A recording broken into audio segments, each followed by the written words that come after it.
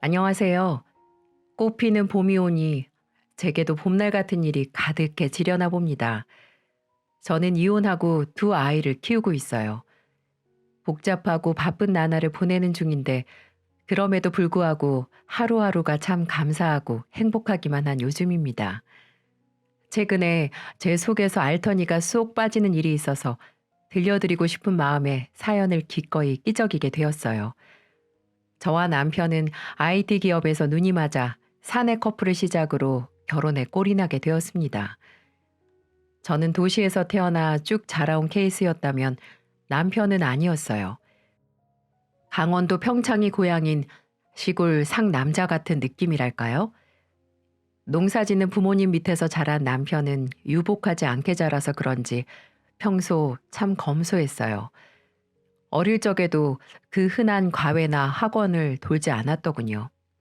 혼자서 독학으로 열심히 공부해 연세대에 입학했대요. 그런 남편에게 첫 연애 상대가 아마도 저였던 것 같습니다. 지방에서 올라온 만큼 비싼 물가와 등록금을 마련하려면 남는 시간에 열심히 아르바이트를 했다고 하더군요. 연애할 시간 따위는 사치였다고 하면서요. 그 성실함인지 악착인지 모를 기질 때문에 결과는 꽤 좋았던 것 같습니다. 열심히 스펙 쌓고 교수님들 눈에 잘 들어서 그런지 나름대로 여기저기서 스카우트 제의를 받았던 것 같아요. 어쨌든 또래 친구들보다 성실하고 열심히 산 덕분일까요? 대한민국에서 최고라 치는 IT 기업에 들어갈 수 있었고 저 역시 그 회사 입사에 남편을 만나게 되었답니다. 첫인상을 떠올려 보니 완전 범생이에 여자들이 별로 좋아할 스타일은 아니었던 것 같아요. 외모와 능력은 별개라는 걸 미리 알려드리고 싶네요.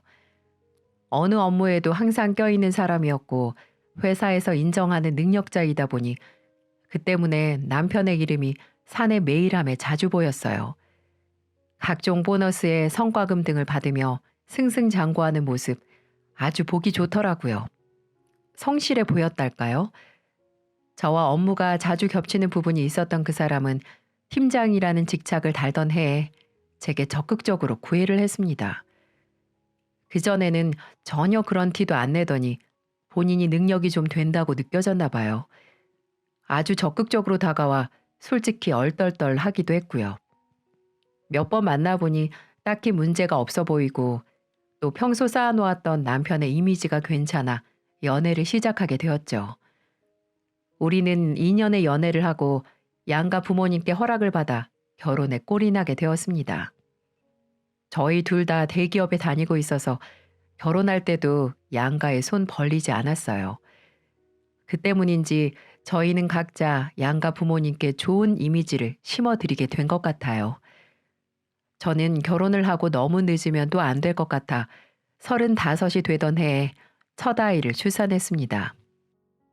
막상 출산을 하고 주변을 둘러보니 애 엄마들의 연령대가 다양하긴 해도 대부분 30 초반이 초산인 경우가 많더군요. 오히려 더 일찍 낳고 사회에 빨리 복귀하는 여자들도 많이 보여서 그런지 저도 생각이 무척 많아지더라고요. 출산 휴가는 짧지만 육아휴직을 연장해야 하나 걱정이 앞서는 겁니다. 아가씨로 살 때는 좋은 회사에 높은 연봉에 부족한 거 모르고 지내다가 금전적인 걸 떠나서 일을 쉬게 되니 갑자기 무력감이 찾아오더군요. 저 나름대로 첫 출산은 심적으로 아무래도 부담이었나 봐요. 잘 나가는 제 인생의 방향을 잡아주던 나침판이 고장난 것 같은 기분이 들었어요. 저는 산후 우울증에 시달리며 하루를 간신히 보내고는 복직할 날만을 기다리고 있는데 갑자기 남편이 어느 날 저녁 집으로 들어와 뜬금없는 소리를 하는 겁니다. 내 후배 장훈이라고 알지? 나 걔랑 창업하려고 1년 고민하다가 최근에 구체적으로 계획이 생겨서 말이야. 아무래도 나 회사 그만둬야 할 것 같은데. 뭐라고? 하루아침에 갑자기? 이미 혼자서 다 결정하고 제게 통보하는 남편에게 그저 황당할 뿐, 그 당시에는 화가 앞서기보다는 일단 아이가 갓난쟁이라 그런지 그저 얼떨떨한 기분뿐이었어요. 한 살이라도 더 늙기 전에 빨리 회사 차려서 돈 끌어 모아야 하지 않겠어? 그게 말이 쉽지. 그리고 이쪽 계통 나도 빠삭하거든. 회사 하나 간판 올리려면 돈 많이 필요할 텐데 그런 거금이 우리한테 어딨어. 어차피 사업은 내 돈으로 하는 거 아니야. 모르면 좀 가만히나 있어. 그리고 내가 회사에서 썩는 내 능력 아깝지도 않냐? 회사에서 내 입지만 잘 다져놓고 나가면 떨어지는 콩고물만 받아먹기만 해도 사는 데는 문제 없다니까. 이렇게 말하는 겁니다. 과거에 이런 식으로 일 그만두고 나가서 망가진 회사 선배들을 떠올렸어요. 그리고 걱정스러운 어투로 남편을 달랬습니다. 경영 지원에 있던 김 과장, 박 과장 다 당신처럼 생각하고 그렇게 회사 그만뒀는데 지금은 어떻게 됐는지 잘 알잖아. 라고 하니까 갑자기 남편이 대뜸 제게 화를 내더군요. 어디서 그런 놈들이랑 자기를 비교하냐면서요. 어디서 그런 잡대 출신 놈들이랑 나를 비교해. 걔네들은 스펙이나 아예 인사과에서 나한테 매긴 점수 자체가 달라. 이러더군요. 저는 그날 처음으로 남편의 속 깊은 곳에서 본성을 봤어요. 사람을 이런 식으로 차별하는 이면적인 모습이 실망스러웠어요. 이 사람의 인간성 자체에 대해 깊게 생각해 본 적이 없었으니 그건 결혼 전 세심하게 살피지 않았던 제 탓이라 여기기도 했고요. 무슨 말을 그렇게 해. 그 사람들도 회사에서 인정하는 인재들이었거든. 같은 회사에서 일했던 사람들 왜 그런 식으로 차별을 해? 아니, 말 그대로 내가 회사에서 능력 발휘하는 것만큼 받는 돈이라도 받아? 내 능력에 비해 너무 싸게 먹힌다고 생각은 안 해봤어? 내가 맡은 일이 도대체 몇 개야? 프로젝트는 얼마나 많고. 하는 말을 듣자 남편이 일에 지쳐 피곤해 스트레스가 가중되어 저러는가 보다 싶기도 했어요. 회사에서 맡은 일이 정말 많기는 했습니다. 고위직 간부에게도 매일 호출받아가서 일을 받아올 정도로 개인이 맡은 일까지 치면 그 외 수당은 쳐주지도 않았으니까요. 그래서 홧김에 혹시나 회사를 그만두고 싶어 저렇게 말하는 건가 싶기도 했고요. 저 역시 아이를 출산한 지 얼마 되지 않아 제 스스로가 예민하다고 여기고 더 이상 불화를 일으킬 만한 대화를 하지 않는 것으로 한 발자국 양보했습니다. 하지만 몇 날 며칠 생각을 다시 해봐도 남편 나이 고작 38에 IT 회사를 차린다는 것 자체가 무리수같이 느껴지는 겁니다. 그렇다고 사업 자금을 팍팍 밀어주시는 시댁 부모님 사정이 넉넉한 것도 아니고 심지어 시골에서 농사 짓는 부모님 나이가 이제 많으셔서 생활비까지 보내드려야 하는 판국에 맞벌이를 해도 이제 아이에게 들어갈 돈들도 많아질 걸 생각하니까 제대로 잠도 못 잤던 나날들이 늘어만 갔어요. 며칠 후 저는 출근하는 남편을 붙잡고 다시 물었습니다. 진짜 회사 차릴 거야? 라고 하니 피곤에 쩌든 남편이 짜증스러운 얼굴로 대꾸하더군요. 말했잖아. 내가 하는 일 그대로 밖으로 가져가서 회사 차릴 거고 지금 다니는 여기에서 나한테 일을 줄 수밖에 없게 만들 거야. 그러다가 수틀리면 어떡하려고 걱정돼서 묻는 거야. 우리 애도 아직 어린데. 넌 걱정이 많아서 탈이다. 믿어보라니까. 내가 한 달에 1,000만 원씩 가져다 줄게. 지금 가져다 오는 거 2배. 저는 2배라는 말에 눈이 휘둥그레졌어요. 뭐? 1,000만 원? 아무리 사업을 해도 초반부터 월 1,000만 원부터 가져다 준다는 것 자체가 무리라고 생각했는데 남편이 진지하게 하는 말이 꽤 그럴싸한 겁니다. 저는 당장 3개월의 육아휴직이 끝나면 복직하는 것에 아이가 너무 눈에 걸려 심란하기도 했어요. 혹시나 남편이 월 1,000만 원씩 가져다 준다면 아이와 함께 더 있을 수도 있고 여유롭게 육아휴직까지 더 연장해도 될 테니까 아니 어쩌면 회사를 다니지 않아도 괜찮지 않을까 하는 안일한 생각에 사로잡혔어요. 쉬다 보니 다시 복직해서 업무에 투입되는 것 자체도 굉장히 심적으로 부담이었으니까요. 돈 많고 여유 있으면 현실적으로 좋은 건 맞으니까요.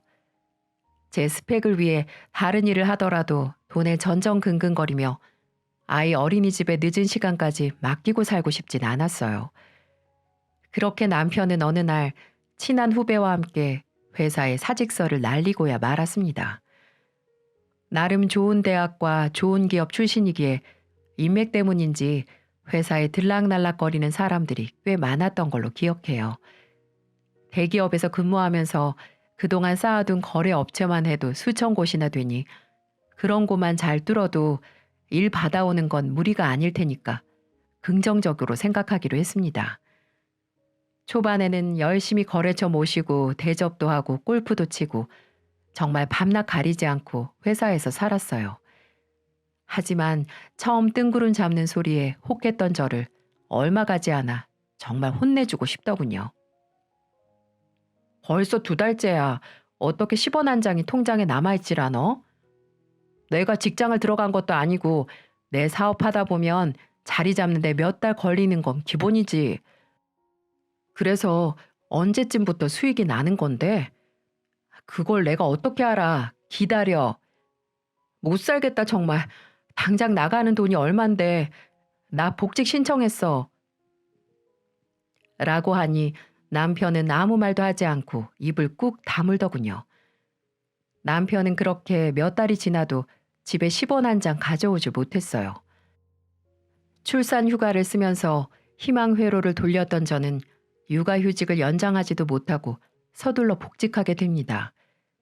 남편과 제가 직장 다니면서 모아둔 돈 3억과 집을 담보로 대출받은 대출금을 갚아야 하니 여유가 통 없었거든요. 제가 벌어오는 돈으로 생활을 해도 돈이 모자라더군요. 3개월의 출산 휴가가 얼마나 짧은지 다들 아실 거예요.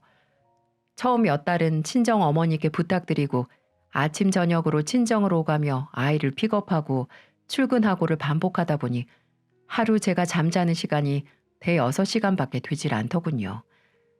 그 사이 남편도 바쁘게 회사 굴려보겠다고 애를 쓰며 지내는데 그렇다고 매번 돈 갖고 오라고 닥달할 수도 없는 노릇이었어요. 1년이 되던 날까지 남편은 결국 한 푼을 가져오지 못하고 저희 가정은 아슬아슬해져만 갔습니다. 저는 저 혼자 벌어오는 돈으로 생활한다 쳐도 굉장히 경제적으로 힘들었어요. 집 담보 대출금 상환하고 그리고 아이를 봐주시는 친정 부모님께 드리는 돈에 시댁에 들어가는 돈까지 결정적으로 남편 회사 직원들에게 급여가 나가야 하니까 마이너스 통장에 매달 불어나가는 이자는 배의 배수더군요. 1년 동안 벌어도 남는 게 없어 결국 생활비는 생활비대로 계속 대출을 받는 게 이제는 자연스러울 정도였으니까요. 아이가 돌쯤 됐을 때 돌치레 한다고들 하죠. 그 때문에 병원에 입원이라도 며칠 하게 되면 저는 회사 눈치를 보게 되는 건 당연하잖아요. 그런데 남편은 그걸 알면서도 제 육아에는 한 번도 관심이나 혹은 도움의 손길을 주지 않더군요. 물론 자기 사업이 얼마나 지금 힘든 지경에 놓인 건 잘 알겠지만 처음 포부와는 다르게 현실 감각 떨어지는 그 사람의 능력을 제가 처음에 너무 과소평가했던 게 아닌가 싶었습니다. 1년 동안 금전적으로 얼마나 피말라가는지 정말 난생 처음 겪는 일이었어요. 어느 날에는 그나마 가계부를 정리해서 잘 모아두었던 금액이 저도 모르는 자동이체로 쑥 빠져나가는 겁니다. 알고 보니 남편이 회사 재정난에 또 자기 명의로 신용카드를 하나 열어서 돌리고 돌리는 중이었나 봐요. 당장 한 달 동안 어떻게 현금 10,000원 한 장 없이 신용카드로만 살 수 있겠습니까? 통장에 딱 영원히 찍히는 순간 정말 말문이 막히고 황당한 겁니다. 그뿐만이 아니었어요. 아이가 어느 정도 돌이 지나고 어린이집에 적응해 갈 때쯤 저는 이른 아침에 출근을 했고 빠듯하게 퇴근 시간에 맞춰 아이를 데리러 어린이집에 가는 날들로 익숙해져 갔어요. 하지만 어린이집에 아이를 데리러 가면 항상 6시에서 7시였던 것 같아요. 그 와중에 매번 우리 아이만 혼자 남아있는데 속이 너무 쓰리고 말이 아닌 겁니다. 어느 날은 아이를 데리고 집에 들어오니 남편이 파자마로 이미 갈아입은 채 편한 자세로 거실에 늘어져 TV를 보고 있는 게 아니겠어요? 언제 들어왔어? 이제 오는 거야? 아, 오늘 일이 좀 일찍 끝나서 먼저 들어왔어. 라고 말하는데 진짜 화가 머리 끝까지 올라가더군요. 그 사람은 혼자 일하는 것도 아니고 돌이켜보면 제가 오히려 더 많이 일을 하는 겁니다. 몸이 두 개라도 모자랄 정도로 일하고 육아에 찌들어 지냈는데 왜 그 사람 형편만 봐주고 살았던 건지 저는 그 순간 참지 못하고 내질렀어요.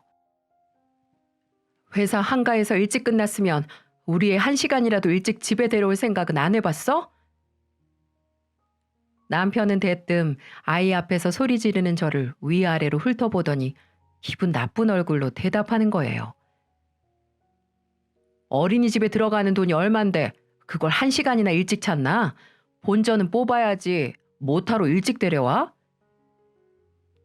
이렇게 말하는데 정말 생각 자체가 할 말 없게 만들더군요. 어린이집에 들어가는 돈 나라에서 지원받지 저희 부부에게서 나가는 돈 없는데 그것도 모르고 사는 겁니다. 본인 명의로 써재 끼는 돈 개념만 있을 뿐 정말 진저리가 처질 정도로 스트레스가 머리 끝까지 차고 올랐던 것 같아요. 저는 애당초 가정에는 관심도 없는 남편에게 점점 말수가 줄어갔어요. 그날 이후 저는 남편에게 그나마 있던 애정도 식었던 것 같습니다. 육아는 바라지도 않았고 그저 가정에 돈이나 갖다 주면 좋겠다는 생각으로 포기하고 살게 되더군요. 사람이 또 마냥 망하기만 하라는 법은 없었나 봐요. 어딘가부터 제대로 된 투자를 받기 시작했고 통장에 드디어 사장 몫으로 돈이 들어오는 겁니다. 얼마 전에 그동안 못 가져왔던 월급 꽂힌 거 봤어? 이제 안정적으로 바뀌어갈 거야. 내가 뭘 했어? 월 1,000만 원은 아니어도 회사 다닐 때처럼 월 급여 정도는 몇 달 가져오더라고요. 1년 반 정도가 지나자 남편의 회사가 조금 안정적으로 변해가는 겁니다. 그동안 고생 많았어. 혼자 육아하고 벌어다 주느라고. 내가 좀 민폐였지? 생각보다 호기롭게 시작했는데 세상이 그렇게 호락호락하지 않더라. 알면 됐어. 알아주니까 됐어. 사장이라고 말하기엔 아주 작은 액수였어도 1년 반 만에 받아보는 남편의 월급은 감지덕지였어요. 그간 쌓인 육아 스트레스에 고생한 게 하루아침에 풀릴 리가 있나요? 그날 이후로 조금 사이가 완만해졌던 것 같아요. 얼마 가지 않아 액수가 어마어마하던 마이너스 통장도 금세 해결됐고 또 집 담보로 잡은 대출금도 해결하는데 순식간이 돼버렸어요. 사람이 얼마나 간사한지 갚을 빚이 없어지니까 또 느슨해지는 생각이 드는 겁니다. 아직 사용하지 않아 아껴만 두었던 육아휴직이 떠올랐어요. 아이와 함께 지내고 싶은 마음에 고민하던 찰나 저희에게 마침 둘째가 찾아온 겁니다.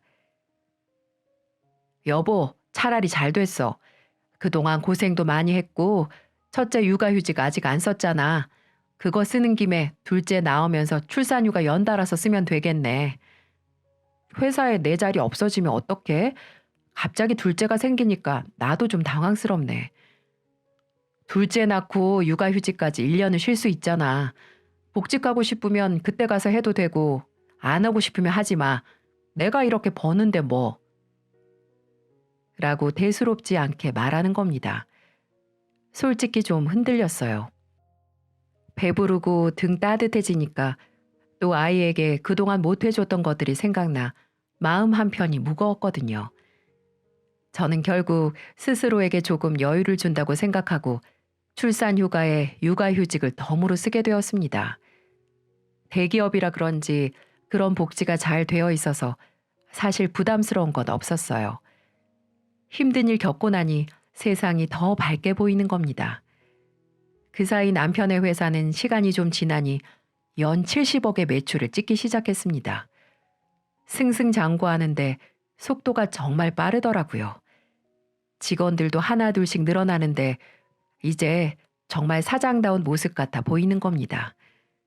말단 직원 뽑을 때는 직접 나서지도 않는 모습이 한편으로는 어느 성공한 기업인 같이 보이기도 했고요. 하지만 그러던 사이 남편도 배부르고 등이 따뜻해지던 자신의 인생에 회의감이 느껴졌던 걸까요? 어느 날부터 다시 가정에 소홀해지기 시작하더군요. 바라는 건 아니었지만 점점 외박도 잦아지고 골프 회동도 잦고 더군다나 2박 이상 외박을 하는 일이 너무 잦아지는 걸 느꼈어요. 회사가 바쁘려니 이해하기엔 슬슬 이상한 촉이 서는 겁니다. 저도 여자로서 직감이라는 게 있잖아요. 그 사람이 늦거나 외박을 할 땐 이상한 기분에 휩싸일 때가 많았어요. 남편이 술에 엄청 취해 새벽에 들어온 날엔 셔츠에 묻은 립스틱 자국이라든지 아니면 어디서도 맡아보지 못했던 호텔 어메니티 향기라든지 집에서 쓰는 샴푸, 린스 향기가 아닌 거예요. 그리고 결정적으로 정말 술에 심하게 떡이 돼서 들어온 날이었어요. 구토까지 한 바지를 빨려고 주머니를 뒤적이는데 그곳에서 평소 갖고 다니지 않던 현금과 영수증이 나오는 겁니다. 영수증을 빤히 보고 업체 이름이 요상하기도 해서 검색해보니 여자들에게 접대를 받으며 술을 마시는 그런 퇴폐업소인 겁니다. 그런데 이상하게 오늘 날짜가 아닌 다른 날짜더군요. 영수증에 찍힌 날짜를 떠올려 보니 남편이 대학 동창 부모님 부조에 상갓집을 다녀온다고 외박을 한 날이었던 겁니다. 저는 그 다음날 아침에 일어나 속이 쓰려 죽으려고 하는 남편에게 물었습니다. 이건 뭐야? 라고 말하며 식탁에 영수증을 턱 하고 올려놓으니 처음에는 별 대수롭지 않게 대답하다가 영수증의 내용을 보고 놀란 얼굴을 하는 겁니다. 그리고 하는 말이 아, 우리 영업부 직원들이 거래처 상대한다고 접대한 건가 봐. 비용 처리해달라고 한 걸 내가 좀 검토 중이라. 라고 아주 그럴싸하게 변명을 합니다. 술집 가서 여자들 끼고 접대? 요즘이 세상이 어떤데 이런 걸 회사에서 비용 처리를 해준다고? 그래서 내가 말했잖아. 비용 처리해줄지 말지 검토 중이라고. 회사 다닐 때 거래처 영업 안 해봤어? 우리도 거래처 상대 해봤잖아. 그 당시에도 여자 끼고 술 마시는 술집 가서 접대한 적 한 번도 없고 그런 사례도 없었어. 도대체 어떤 수준인 직원들을 채용했기에 이런 데 가서 거래처를 접대하냐고. 야, 내가 혼자 회사 운영하냐? 이 사람 저 사람 다 같이 일하는 곳이야. 내 마음대로 사사건건 그렇게 다 되냐고. 아이씨, 아침부터 짜증나게 피곤해 죽겠는데. 라고 오히려 적반하장으로 나오기에 저도 너무 밀어붙여 화를 냈나 싶은 겁니다. 제가 주춤거리게 되면서 그 일은 넘어가게 되었어요. 하지만 그럴싸한 변명에 속아 넘어간 것도 한 번이었지. 그 이후로 남편의 이상한 행적은 계속되는 겁니다. 결정적인 건 제주도 출장이 있는 날이었어요. 그날은 태풍도 불어서 비행기 결항이 많이 됐던 날이었어요. 제주도에 잘 도착했다는 남편의 문자가 띡 하나 오더군요. 이상했어요. 뉴스에서는 연신 비행기 결항에 대해서만 떠들어대는데 남편이 잘 도착했다기에 그런가 보다 했습니다. 그리고 그날 밤 태풍이 불어닥치는 소리에 아이들이 울면서 아빠를 찾는 겁니다. 저는 아이들을 달래며 애당초 늦은 시간이 아니기에 평소처럼 남편에게 영상통화를 걸었습니다. 회사에 있으면 아이들이 영상통화를 걸 때 잘 받기만 하던 사람이 이번에는 받지를 않는 거예요. 10번을 시도하면 10번 다 일부러 전화를 끊는 게 보였어요. 결국 그날 영상통화는 성공하지 못하고 제 의심은 더더욱 짙어져만 갔습니다. 제주도에 다녀온 남편은 구구절절 또 그럴싸한 변명만 내놓았습니다. 하지만 얼마 전부터 자꾸만 제 코끝을 이상하게 맴도는 낯선 세탁세제 냄새가 신경에 거슬리는 거예요. 주부들은 아마 잘 아실 거예요. 집에서 사용하는 세제가 아니면 분명 구분이 가잖아요. 결정적으로 그 사람이 일을 핑계로 일주일 연달아 외박을 하며 연락이 잘 되지 않았던 날을 기점으로 흥신소에 의뢰를 하게 되었습니다. 그리고 제가 처음부터 의심했던 건 고작 빙산의 일각이었다는 걸 알게 되었죠. 남편은 주기적으로 한 아파트를 드나들고 있었습니다. 그것도 매일같이 드나드는 모습이 마치 한 가정의 가장의 모습과 비슷하더군요. 저는 곧장 그 아파트의 등기부 등본을 떼어보았어요. 낯선 여자 이름으로 되어 있는 집이었습니다. 일단 바람을 피우는 건 확인을 하게 되었고요. 저는 흥신소에서 받은 자료를 토대로 남편의 휴대폰을 뒤지기로 마음먹게 되었지만 언제부터였는지 비밀번호로 설정해 두었던 휴대전화가 지문 인식으로 바뀌어 있더군요. 제가 비밀번호를 알고 있기에 시도해보니 비밀번호도 바뀌어 있는 게 아니겠어요? 그래서 때를 기다리기로 마음먹었죠. 어느 새벽 술에 떡이 되어 들어온 남편이 인사불성이 되어 침대에 눕기에 손가락을 가져다가 지문 확인을 하니 아주 손쉽게 풀리는 겁니다. 그 안에서 발견한 내용들은 정말이지 적나라하고 가관이 아니더군요. 심지어 여자와 동거를 하고 있었던 겁니다. 매일 주고받는 카톡에는 음담패설이 가득 담겨 있고 그쪽이 마치 진짜 부인인 것처럼 제 남편 퇴근 시간까지 챙겨가는 그 여자가 누군지 궁금해지더군요. 그러다가 대화 내용에서 이상한 점을 발견하게 됐어요. 그 여자가 생각보다 남편 회사에 대해 실무적인 일들을 너무 많이 알고 있다는 점에서 말이죠. 저는 그 여자의 이름을 토대로 신상을 조사해보니 그 등기부 등본에 있던 이름이었고 그 사람이 새 살림을 차린 건 바로 회사 여직원이었던 겁니다. 심지어 남편보다 12살이나 어린 여자였어요. 더 경악스러운 사실은 그 5억, 저희에게 그럴 만큼의 현금은 보유하고 있지 않았습니다. 그럼 뻔하게도 회사 공금이라는 소리였겠죠. 우연히 남편 입에서 회사 명의로 된 잔고에 현금이 꽤 많다고 들은 적이 있어서 이건 제가 확신합니다. 회사 공금으로 상간녀의 아파트까지 사준 남자 정말 죽이고 싶더라고요. 정말 이 천하의 쓰레기 같은 놈인 걸 왜 애당초 몰랐던 건지. 얼마 전 제 생일날에 아침에 제가 끓인 미역국에도 눈치를 못 챘거든요. 그러다 첫째가 아빠, 오늘 엄마 생일이야. 라고 하니 그제야 무안한 듯 지갑을 뒤적이는 겁니다. 그리고선 10,000원짜리 한 장은 달랑 꺼내더니 엄마랑 이걸로 맛있는 거 사 먹어 아들. 이라고 하면서 회사로 출근한 놈이었어요. 저는 그날 밤을 꼴딱 새버렸어요. 아이들을 평소보다 유치원 그리고 어린이집에 보내고 남편을 깨웠습니다. 할 얘기 있어. 일어나 봐. 이렇게 말하자 깨우는 거 유독 싫어하는 남편은 제 목소리가 심상치 않았던지 일어나 민기적거리며 앉았어요. 이것들 다 뭐야? 하며 휴대전화를 남편 앞에 내려놓으니 당황하며 제게 용서를 빌 줄 알았던 건 제 착각이었어요. 남편은 굉장히 뻔뻔한 얼굴로 하품을 쩍 하고 하더니 말하는 겁니다. 어쩐지 이상하게 요즘 부쩍 의처증 마냥 굴더라. 혼자 똑똑한 척 굴더니 좀 늦게 발견한다 싶었다. 언젠가 네가 내 폰 뒤져볼 줄 알았어. 그게 지금 말이 되는 소리라고 생각해? 야, 이것들 다 일부러 안 지운 거야. 너 언젠가 볼 거 알고. 안 그랬으면 더 복잡하게 갔을 건데. 됐고, 이혼하자. 위자료는 내가 넉넉히 챙겨줄게. 양육권도 네가 갖고 가고 싶으면 갖고 가고. 뭐라고? 황망하게 남편만 바라보고 있는 저를 두고 아주 당당하게 자리에서 일어나 샤워를 하러 들어가더군요.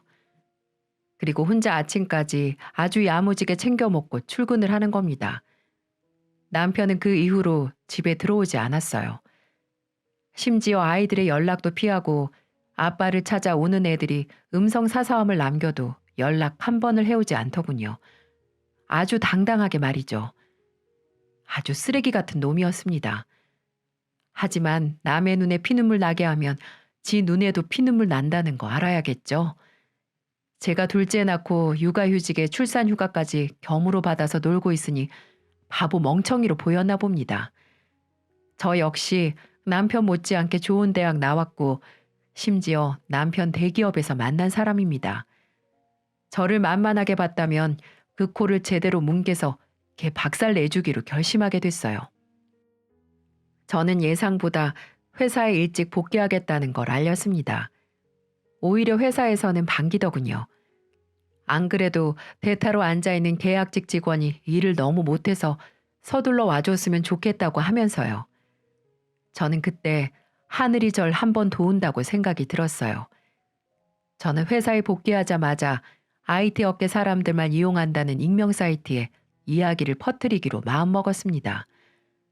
모기업의 사장과 여직원의 불륜, 그리고 그 상간녀 명의로 된 아파트가 있는 것까지 말이죠. 삽시간에 조회수를 치고 올라간 게시글은 업계와 관련된 거래처까지 떠들썩하게 만들었습니다. 제가 생각했던 것보다 사건이 커졌고 다들 제 남편과 상간녀 신상까지 파헤치고 난리더군요. 이런 일은 신호탄만 쏘아 올려도 사람들이 알아서 움직여주는 그런 생태계를 저는 아주 잘 알고 있었거든요.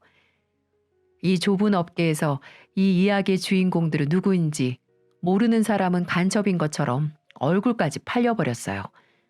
남편은 멍청하게도 이 일이 제 손에서 벌어진 건 모르는 듯 했어요. 가만히 있으니까 정말 가만히처럼 보였나 보죠?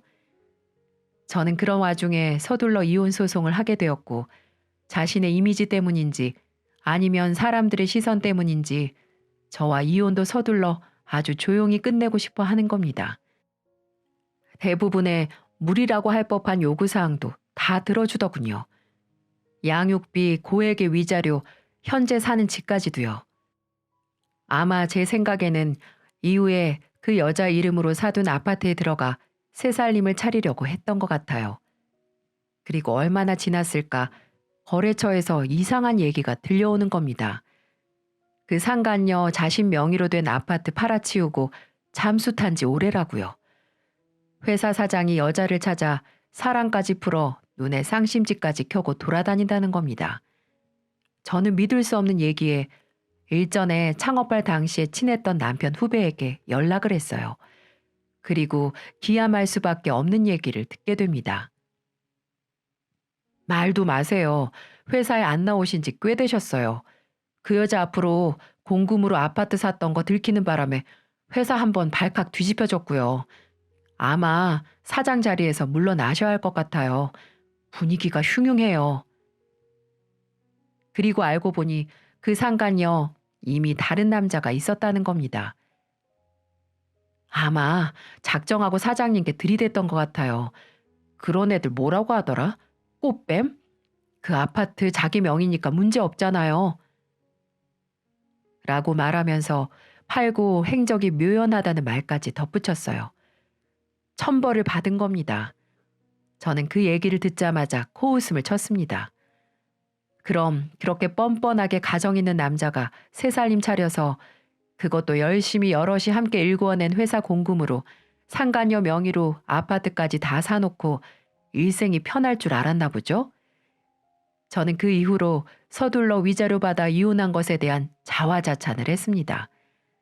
그리고 한동안 그 일은 잊기로 하고 아이들과 행복하게 잘 지내는 데 집중하기로 했어요.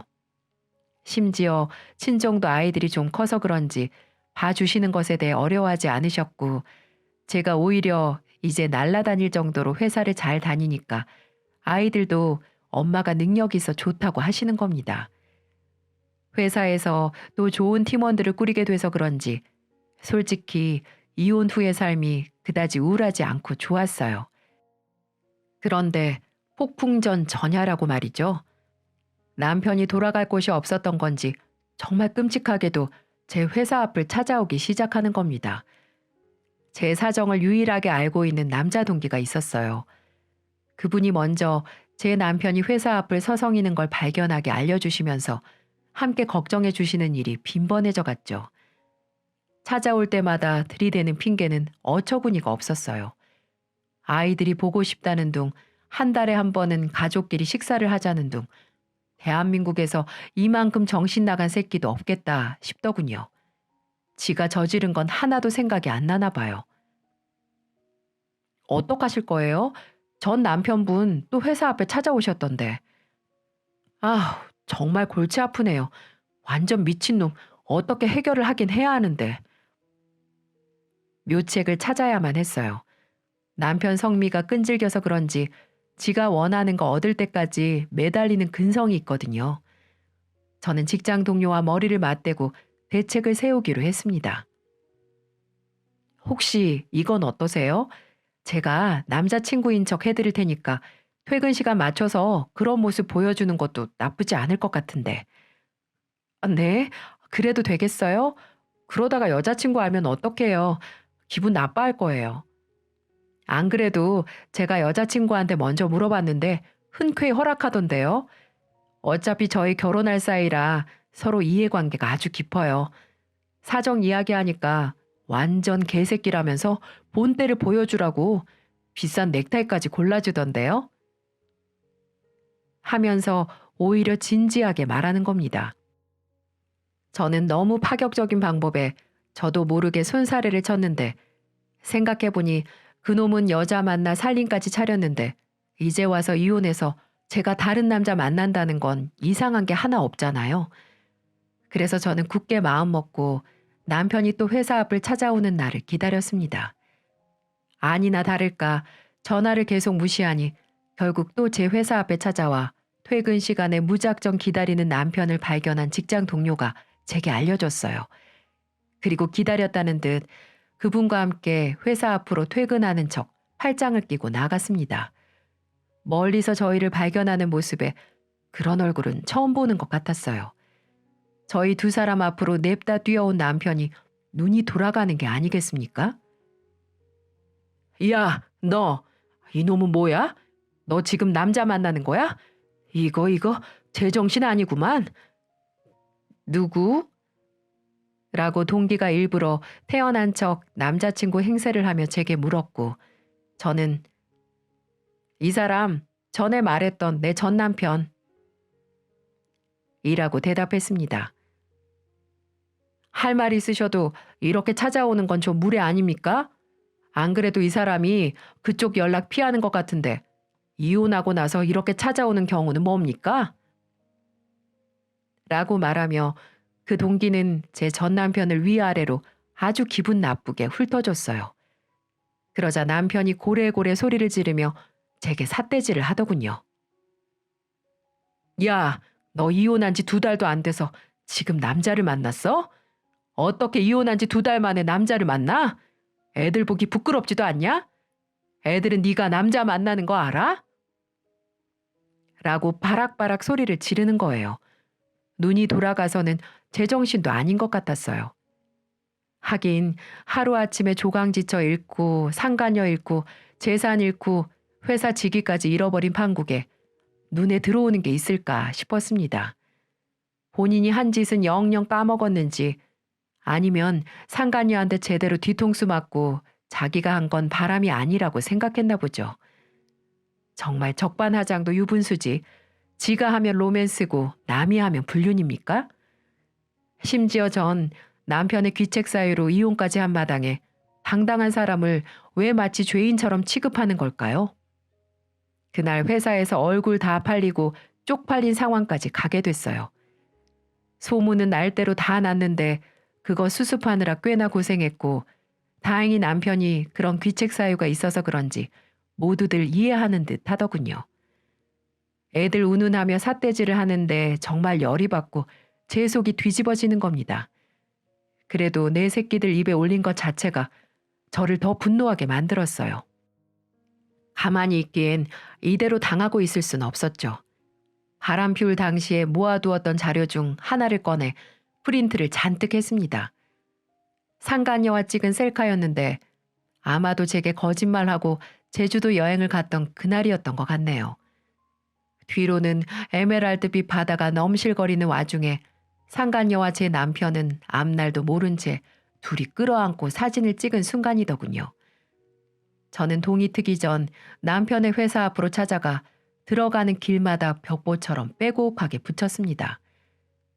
회사에서 남편의 소문을 제대로 모르는 사람들까지 결국 그날 다 알게 되었고요. 한바탕 소란이 일어난 것 같았어요. 익명 사이트에 또 그 사장의 막장 불륜 사건이 회자되게 됩니다. 그러면서 수면 위로 떠오른 건 그 상간녀가 또 회사 공금을 꿀꺽한 게 발각됐다는 거죠. 그 이야기가 올라오기만 하면 조회수가 아주 미친 듯이 올라가더군요. 개인사니까 기사로 안 날 뿐이지 이 업계에서 이제 정말이지 모르는 사람이 없을 정도였으니까요. 그날 이후로 남편은 더 이상 이유 없이 제 회사에 찾아와 매달리는 짓은 하지 않더군요. 그리고 몇 년 정도 지났으려나요? 남편 회사 경기가 무척 안 좋아져서 폭삭 망해버렸습니다.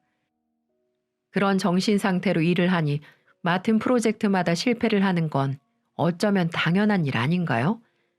망한 회사 살려보겠다고 또 자기 명의로 돈 끌어다 쓰고 마이너스 통장 만들고 대출 받고 처음으로 다시 돌아간 듯 보였어요. 하지만 그때와 지금이 다른 건 그 당시에는 제가 열심히 뼈 빠지게 벌어 그 사람 뒷바라지를 해줬다는 거죠. 지금은 아무도 그 사람 곁에 없다는 거고요. 저희가 살던 아파트는 애초에 처분했고 혼자 살아본다고 얻은 오피스텔 빼서 그나마 보증금까지 회사에 다 넣었다더군요. 그리고 원룸으로 이사를 해 길바닥에 나앉기 직전까지 갔다는 소리를 듣고 제 속이 얼마나 후련했던지 몰라요. 투자자들이 매일 찾아와 남편 멱살을 잡아 흔든다네요. 역시 신은 존재한다고 느꼈어요.